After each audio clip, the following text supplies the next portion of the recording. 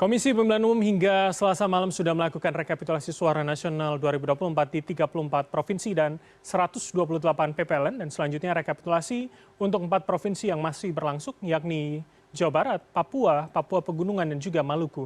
Dan untuk memperbarui informasi sudah ada rekan kami produser lapangan CNN Indonesia Satrio Adi di gedung KPU dan juga Tika Beremau di depan gedung DPR RI. Saya akan ke Satrio terlebih dahulu. Selamat malam Satrio. Jadi rekapitulasi hingga malam hari ini seperti apa? Apakah target esok 20 Maret akan bisa terpenuhi begitu selesai semua?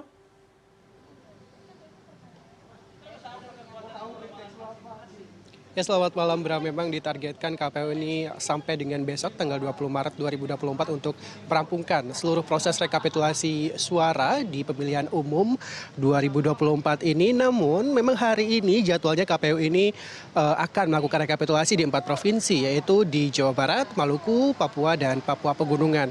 Untuk hari ini sampai dengan beberapa saat lalu memang dari target 4 provinsi baru 2 provinsi yang selesai direkapitulasi untuk pemilihan presiden yaitu Provinsi Maluku dan Provinsi Jawa Barat, di mana di Maluku hasilnya adalah calon presiden dan wakil presiden nomor urut 2 yaitu Prabowo Subianto dan Gibran Raka Buming Raka mendapatkan 665.000 suara yang menjadi peringkat pertama. Kemudian peringkat 2 ada pasangan calon nomor urut 1 Anies Baswedan dan Muhaimin Iskandar dengan perolehan suara 228.000 dan peringkat ketiga yaitu ditempati paslon nomor urut 3 Ganjar Pranowo dan juga Mahfud MD dengan perolehan 186.000 suara. Kemudian terakhir tadi baru ada hasil rekapitulasi pemilihan presiden untuk Provinsi Jawa Barat, di mana di Jawa Barat ini Prabowo Gibran juga unggul dengan mendapatkan suara yaitu sekitar 16 juta suara. Kemudian di posisi kedua ada paslon nomor urut 1 Anies Baswedan dan Muhaimin Iskandar dengan 9 juta suara dan paslon nomor urut 3 Ganjar Mahfud mendapatkan 2 juta suara. Dan sampai dengan malam hari ini proses rekapitulasi suara masih dilakukan oleh KPU dan saat ini agendanya adalah melakukan rekapitulasi pemilihan legislatif atau pileg untuk Dapil 5 Jawa Barat.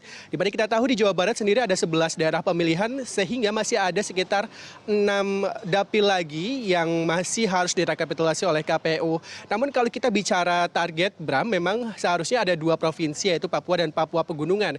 Namun hingga malam hari ini KPUD dari Papua dan Papua Pegunungan masih belum sampai ke KPU pusat yang ada di Jakarta dan kabarnya memang dari KPU Papua sendiri masih baru saja menyelesaikan proses rekapitulasi di tingkat provinsi sehingga masih dalam perjalanan menuju Jakarta. Tadi pihak awak media sempat wawancarai Komisioner KPU Muhammad Afifuddin memang menyatakan ada beberapa kendala yang dihadapi oleh KPU Papua dan juga Papua Barat, diantaranya adalah kendala geografis tentu saja dan kendala keamanan begitu. Seperti misalnya di KPU daerah ataupun KPU Kabupaten di Tolikara yang sejatinya bisa diselesaikan beberapa hari lalu namun baru bisa diselesaikan pada kemarin, dan KPUD Provinsi Papua Pegunungan yang seharusnya bisa diselesaikan rekapitulasinya kemarin dan dibawa ke Jakarta pada hari ini namun baru selesai pada hari tadi. Itu pun harus dipindahkan di mana KPU Kabupaten Tolikara ini melakukan penghitungan suara di Jayapura di Provinsi Papua sehingga proses rekapitulasi ini mengalami keterlambatan untuk 2 provinsi.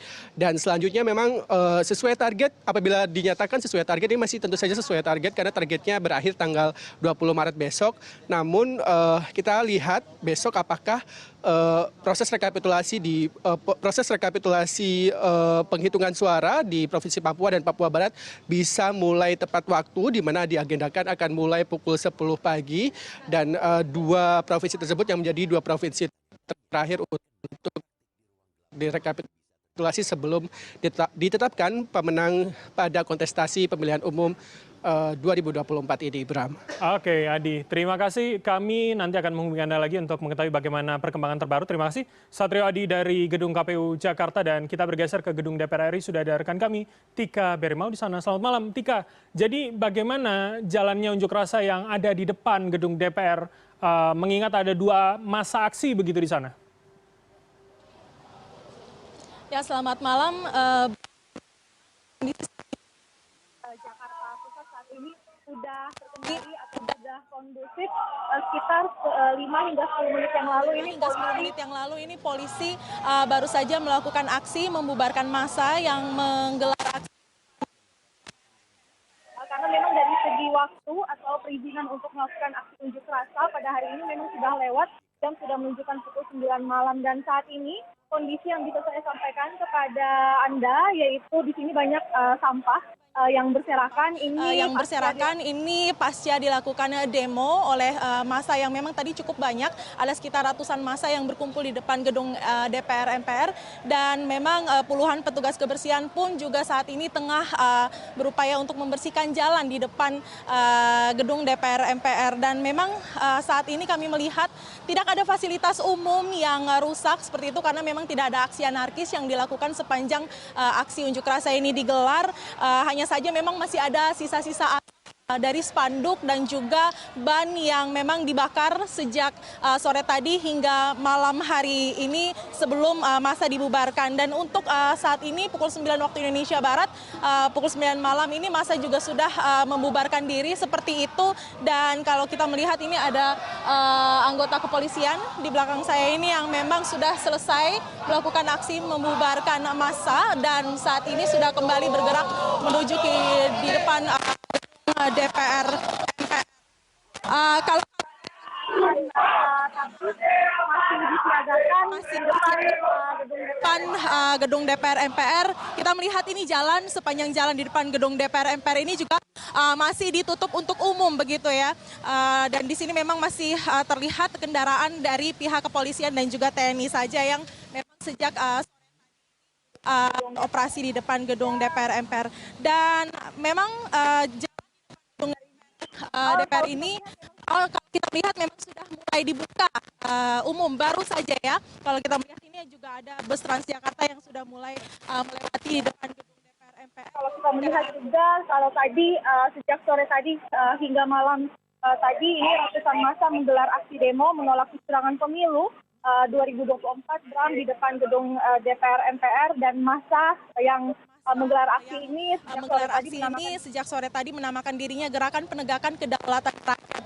Hanya massa dari elemen masyarakat saja, dari tokoh masyarakat dan juga dari akademisi, juga datang dari kelompok mahasiswa seperti itu dan juga aktivis. Dan mereka ini menyerukan beberapa tuntutan yang tadi kami mendengar. Poin pentingnya adalah mendesak DPR untuk segera menggulirkan hak angket seperti itu agar bisa melakukan atau menyelidiki dugaan kecurangan pemilu 2024. Massa meminta agar sejumlah rentetan kejanggalan dalam proses pemilu 2024 ini segera diusut, seperti misalnya putusan Mahkamah Konstitusi terkait dengan batas usia capres-cawapres, juga dugaan kecurangan dari pembagian bantuan sosial atau bansos oleh Presiden Joko Widodo pada masa kampanye yang lalu.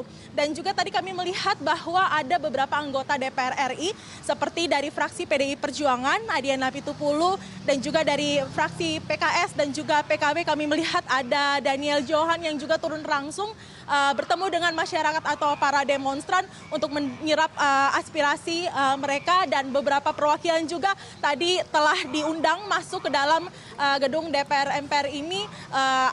Selain melakukan aksi unjuk rasa di luar, memang ada beberapa perwakilan juga yang diundang masuk untuk menjelaskan lebih detail seperti apa yang menjadi aspirasi mereka. Bram. Baik, Tika, kalau di belakang Anda memang sudah lengang, sudah kemudian dibuka normal begitu ya lalu lintasnya. Apakah besok ada rencana aksi susulan begitu, mengingat di lokasi lain di KPU besok akan ada pengumuman hasil rekapitulasi? Apakah akan juga ada aksi susulan di depan DPR esok hari?